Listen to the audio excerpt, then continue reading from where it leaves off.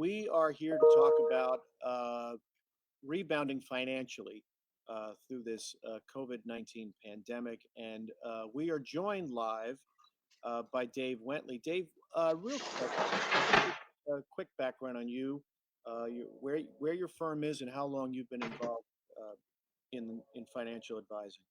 I've been in the investment advisory business for over 26 years. And I'm an independent advisor. I work through a company called Triad Advisors, but my firm is Wentley Investments, based in Atlantis, Florida, which is just down the road from where you are.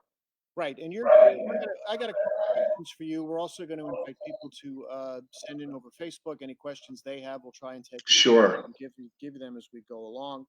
But first of all, I mean, we've talked a lot over the last month and a half when it first started up, and managing this financially is something. There's no playbook for this. No one's No. there's no real way to tell people how to manage through this financially. But what advice are you giving people to manage? Well, it's so wide and varied, but as they say, we're all in this, and we're all going through the same thing. And you're correct, we don't have a playbook. I'm trying to get people to think, day to day, getting through each day. In terms of excuse me, in terms of conversations with people that are investing in like 401k plans, I would tell them if they can't continue to do so, don't sell out of the stock market. The markets will rebound. In the short term, my hope is that many people have been able to put money aside, and if they have not been able to put it aside, look around for what the government is offering. Stimulus checks, certainly, loans, and then the second degree would be to look for any kind of forbearance that you could get from the people that have your mortgage, the bank that owns your mortgage, your credit cards, things like that. There's a lot of get to those individually as we go along. But I think the first place to start, uh, as we talk on this live, is what sort of priorities? Where should people's priorities lie with this? Because this can be overwhelming. The financial end of this can be overwhelming and keep a lot of sleepless nights for people. But Sure. how do you prioritize your way through this? Well, let's look at it this way. Say you received a stimulus check. How do I spend it? What should I do with it? I tell people to start with what I call expenses of daily life, and that is the most immediate things facing you. And for some, that's food, and for others, that's shelter. For maybe others, it's helping children. Whatever is really most that you need most right now, that's really where the money should first be applied. Um, Credit cards, mortgages, those are things that you could possibly, hopefully delay if you talk to the people that the credit card company, or like I said, the bank that has your mortgage. But really everything that immediately, what do you need today? I think we talked earlier, and you used a pretty good analogy where you talked about, deal with the biggest wolf at the door, right? Right, right. Did I get that right? The wolf with the biggest teeth is the one you should go to first. Yes. And I don't mean to be light of this. This is very, very challenging. But really, the immediate needs: diapers, food, the very, very essentials of daily living is really where you should be. That money should go to first. Uh, so let's talk about the stimulus check because a lot of people got that $1,200 already, and from what I understand, just talking to a couple friends, they went online this morning and found out that another round of checks is actually going out later this week. So, I mean, that's somewhat encouraging for folks who are watching this and haven't gotten the stimulus check. There is another round of checks coming out this week. But when we talk about prioritizing, that's free money coming in, and again, that gets back to what you were talking about. What's most important to you, Right, right. right? Well, I would say to this, Matt, those who haven't received a stimulus check and are eligible, you will. I know things nothing can happen soon enough, especially in an environment like we're in right now. But as you said, your friend, they're even providing dates when you can expect it if you have direct deposit with the IRS, or around the time when that check will go in the mail if you don't. So there is more money heading out of Washington this week. So we also, I'm getting a lot of people about unemployment. I know that's not your area because you don't work for the state. You can't answer for the Department of Economic Opportunity. We know that website's been down Yeah. for most of the weekend. It is coming back, but a lot of people are getting turned down or they're having problems getting unemployment. We know it's been a pretty low percentage that the Hmm. state has in terms of approving unemployment and um, paying out benefits to folks. What we were talking, you mentioned before about some of the options. What are some of the options for people who are still waiting for those unemployment checks? That includes the state benefit and then the federal Hmm. Hmm. $600. Is there anything people can do while they're waiting for that, or even in the worst case scenario, people have been denied? I mean, what options do they have with no income coming If someone's been denied, and you don't think you should have been denied, I would reapply. in? You're absolutely right. The system crashed. I mean, this is an unprecedented number of people hitting a system that routinely pays out a fraction of what people are applying for. So it has certainly had its glitches. I know, as you do, over the weekend, more and more and more people checks were processed, people were accepted, and I do think things will begin to become on, to get better. But I would actually encourage people that haven't heard back or have been denied to go ahead and reapply. I know it's a pain. I know it's tough, but I would just stay with it. There's a lot of independent contractors out there who I believe are entitled to it, and several of them have been denied. I think they need to reapply. Right, and I know some independent contractors and self-employed Hmm. quite well. I think, certainly, I think that is the best advice. Try again, reapply because they actually were retooling that website over the weekend. Correct. Maybe an opportunity again. But for those folks waiting, uh, are you hearing any positive news from people who are dealing with their creditors and delaying payments or Yeah, somewhat. I've heard just anecdotally people that I know. One of them has had forbearance on his mortgage for 90 days, 3 months. 3 months from today, we could be in a far different place. Hopefully, much better. So, of course, he's going to accept that because that's just one less thing he has to worry about today. And I keep going back to addressing your immediate needs. Will that money have to be paid eventually? Yes. I know there are some banks that are doing workouts where you're going to be given, time to pay them back, but at least for the present, for the immediate time, he doesn't have to worry about meeting that mortgage at the end of this week. talk about forbearance. What does forbearance mean for a lot of people who probably need a more specific definition of it? Well, if I have a mortgage on my house and my wife and I have been laid off and we have no income, I mean, nothing coming in, um, we can't afford to meet the mortgage payment every month. So I will call I will call the bank and say, listen, this is through no fault of my own. I got thrown out of work. Um, is there anything we can work out? And in many cases, the banks are willing to work with you because they're like everybody else. They're in the same boat as well, where they will say, listen, we're going to suspend payments. You're going to have to pay them in full, but we're going to give you 90 days. And you don't have to make any payment for the next 3 months. And hopefully, like I said, that forbearance will at least give us some time to get this thing moving behind us. And then after that, yes, you will have to pay it. That may become an individual thing with your bank, but at least you buy a little time in the short term. Right. It does have to be, you do have to catch up again at some point Right. with forbearance, but I think it's important to emphasize the fact that you need to reach out Yeah, to I these, agree. to these lenders and talk with them and let them know. They don't listen, they don't want your house. They want your mortgage payment. They want you in your home. They want you meeting your mortgage payments. That's first of all, that's how they make money. But second, they don't want you out in the street. They really don't. So I'm sure they're going to be willing to work out something for you. All right. So we are hearing from a lot of people who are having trouble with the unemployment system, which unfortunately is the majority of most people in Florida right now.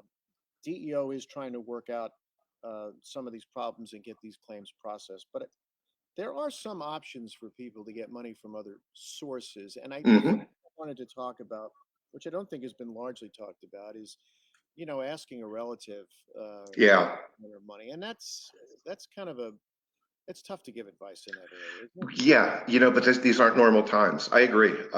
In just in my experience in the business I'm in, I've come across, families that are making loans to one another.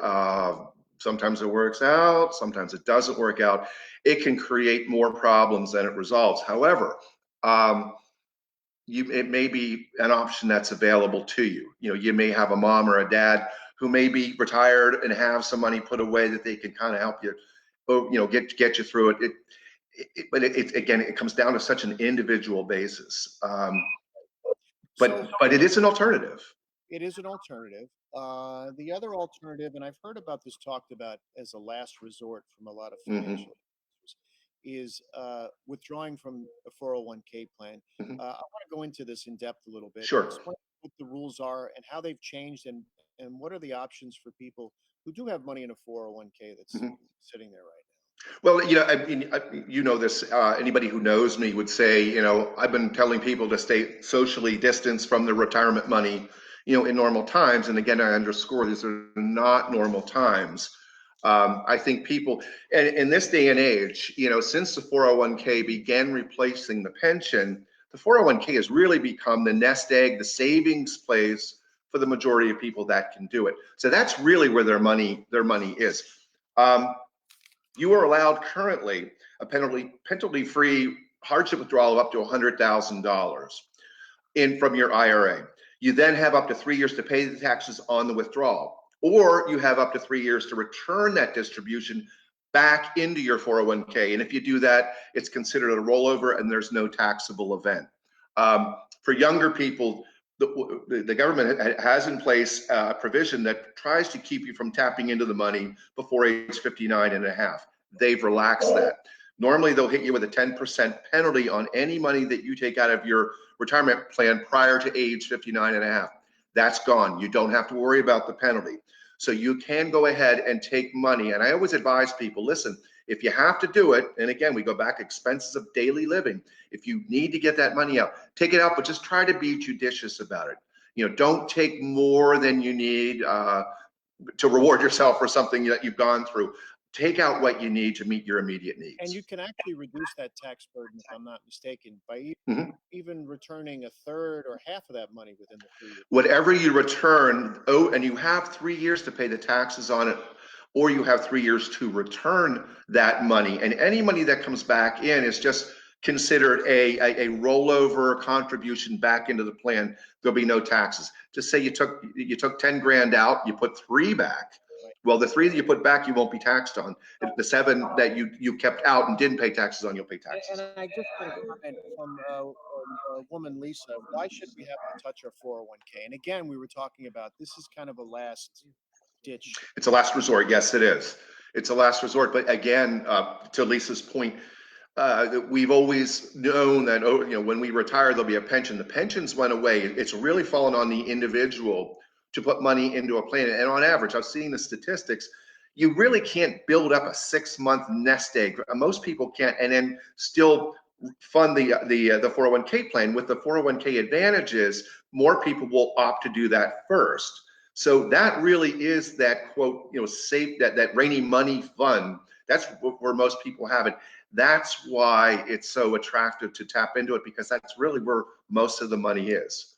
Right. And it's a last resort. Just a reminder, we're doing this Facebook Live with Dave Wentley, financial advisor here in Palm Beach County, talking about prioritizing your financial situation through this tough time. I am getting a lot of questions about the state's unemployment system, and I need to point out, Dave, you don't work for the state. So No, I don't. And it's not an area that I'm experienced in. However, I can tell you, just some people I know, I have family members that own businesses that are shuttered. And I know I know what they've gone through. Just keep at it. Just keep at it. The system got overwhelmed. And, the old line, falling through the cracks. Well, a lot fell through the cracks. And I would say to anybody, if you think you are owed something and they rejected you, go back in and apply again. and there's a lot of frustration. I had spoke to a woman last week who talked about a relative in Michigan who was already on their second or third Mhm. unemployment check. So obviously, Florida has issues. We here at News Channel 5 are working to get more answers from the state. from the people who work in that Department of Economic Correct. Opportunity. So we're going to keep on topic here. Dave, we left off on the point of 401ks. Hmm. There's one segment of the population that probably doesn't have that option. We're talking about millennials, right? The young Yeah. people in their 20s who are just getting their working life started. Yeah. Um, and they're in a tough situation with I've got two. I have two girls that are both. yeah, Yeah. they have student loans to pay, and they're probably struggling more than any other part Yeah. of the population right I would agree. I would agree. now. I mean, what's your That's a tough one. The only, honestly, the only saving grace with yet being younger is you will recover. And when this economy does recover, things will get back to normal. You're young enough, and in many cases, you don't have the financial obligations that perhaps somebody in his or her 40s and 50s has, whether it be children, whether it be tuition, whether it be mortgages. So again, as a millennial, we talk about borrowing, money from family. If your mom or dad or your grandparents are able to help out, go ahead. If they're willing to do it, I would take that money. You can work out any kind of agreement you want, but you have to address, again, I keep going back to it, the day-to-day needs. Because if you don't address the day-to-day needs, everything else just snowballs and gets worse. You wake up at 3 a.m. and your mind starts working. So I think if you can just kind of meet the day-to-day and honestly take some pride in doing that, you're going to feel a lot better. yeah, we just answered that question from Tracy that came up. What if you don't have a 401k? And that's Yeah. the issue. Well, an IRA does too. I don't know if that's of any help. If you have an individual retirement account that you opened at your bank or a local brokerage firm or something like that, that's available to you as well. Not everybody is even offered a retirement plan, but if you have a retirement plan at work and it's not a 401k, maybe it's a 403b, maybe it's a set plan. There's 100 different kinds out there. Call the person in charge of it. If it's the plan sponsor, if it's the office manager, human resources, find out who understands that plan and what options are available to you. If you don't have one, you don't have one. On a bright, a lot of who are lucky enough to have a job are Yeah. working remotely now. I know, and so should they be thinking about the future, or should Yeah, I think and it's like so many bad things that happen in the world. A lot of good ultimately comes out of it. I think you're going to see amazing advances in technology, amazing advances in how we work on a daily basis. Certainly, you look at the number of telemedicine that is going on in the last 45 days. It's unprecedented. I just don't think the genie's kind of out of the bottle. I don't think we're going to be going back to days where you're sitting for hours in your doctor's office. I think a lot of this is going to begin. You're going to be able to do it from home. A mom with 3 kids has to schlep the kids, to the doctor's office. Well, maybe not so much anymore. They can do this, through a teleconference. and I want a couple more, but I get a lot of questions about the unemployment system with exclamation points and Yeah. Katie and Angela. I have a family member who tried to navigate the unemployment website and simultaneously got an error message and an acceptance message. So I understand Yeah. what people are going through.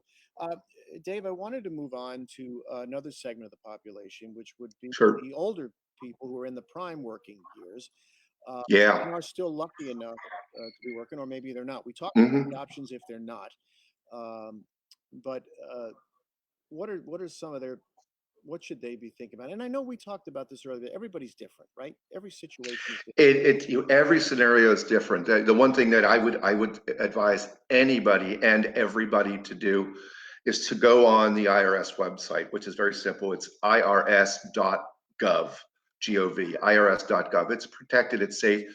They have questions and answers, very simply written, very understandable. They have forms that can be filled out, but everybody's different, and you can apply your own life into these things and figure it out. Um, my heart goes out to the people that are in their 50s, 40s and 50s. I remember the 2008 Great Recession, 2008, 2009, and lots of people thrown out of work. They were out of work and they were done, for a couple of years. I don't think that's going to be the scenario this time. I think it's going to come back. I think the economy is going to come back. I know it's going to be coming back slowly, but we will get back to where we were. But it is going to take a little bit of time. But irs.gov, I think, is where I would go. Yeah, we're in a situation where those rent checks and mortgage payments are all due again later this week. Yeah, it's beginning of the month, end of the month. It's a terrible time. Yeah, and we mentioned the fact that there is another round of stimulus checks, from what we understand, going out this week. But That's the 1,200, and and there's additional talk about even more behind that, because as you know, Matt, you pointed this out to me earlier.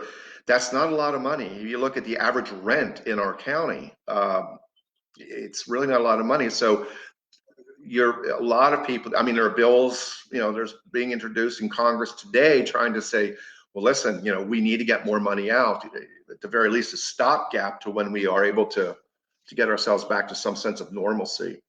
yeah, I guess $1,200 checks. We understand that they are going to come in again. This comes back to prioritizing again. Paying the rent obviously first, and buying food is Yeah, those things. yeah. And look, if your landlord is going to just say, I'll let it go for a couple of months. I'm going to need it in full eventually. Take advantage of it, because really, just you got to deal with today. I know though they're telling you not to reapply, but I also think, I'm talking about the unemployment. Right. But the state needs, and I think they're continuing to do it to fix the site. The system just very simply got crashed. With the demand that was on it. That's all. And I'm just hoping that works out and many more people are able to get some kind of benefit. Yeah, and that's the question, what's taking so long, and that's obvious. We understand that website should be back up and running, and they should be processing these claims at a higher rate. Yes, I agree. So I want to kind of wrap things up here a little bit, but I think the best advice, right? Talk to your lenders, Hmm. your creditors, start Hmm. a dialogue, try to negotiate with them, and also search out some alternative sources of money if you can. And we talked about, Correct. you know, talking to family members or tapping into retirement funding if you need to. Yeah, yeah, absolutely. Um, just be judicious day to day, meet your needs, try not to stress out too much. I mean, this is, it breaks my heart for some people. I mean, this is just an unbearably tough time for a lot of people, but many people are really, they're really suffering. So if you can just get, meeting those day to day thing, we'll get through it. Which, Yeah, which is really tough. I mean, just treading it water. is. So I know you don't have a financial crystal ball here, but I mean, what do you see in the next few months? What do you see towards the middle part of this year or even the fall? I mean, Well, I think as we begin to open, we've already started. Over the weekend, you've seen different sectors of the country. People are, beginning to say, "I'm getting out." I think the more we open and the more testing we do, because we do need to be very careful out there, but the more we're able to reopen, I think let's just look at the stock market. The market will respond favorably to that. If we don't have any setbacks, for example, some governors are open parts of the state, and they're not seeing all of a sudden a second wave of this COVID-19, then you're going to see markets, come back, and I think things will improve. Hard to say. I think the second quarter rather this year, which we just came through, is going to be, you look at the numbers of the earnings numbers, they're not good. And I don't think the third quarter is going to be a whole heck of a lot better, but maybe by the fourth quarter, we'll start to see improvements. But I'm an optimist. I think things will recover, just in time. Dave, I appreciate it. You always have some good insight into this, Well, I and hope I was helpful. Thank you. well, it is, and again, I wish we could have answered a lot of those questions that people had about unemployment with the state. I know that's, you're the news guy. That's really, I think, something that you guys should stay on, because people really need it. They really, really need it. So, All right, Dave Wentley, thank you so much for thank you, Matt. Good to see you. helpful to everybody watching. Thanks. Yeah. In there, right? Be well, all of you.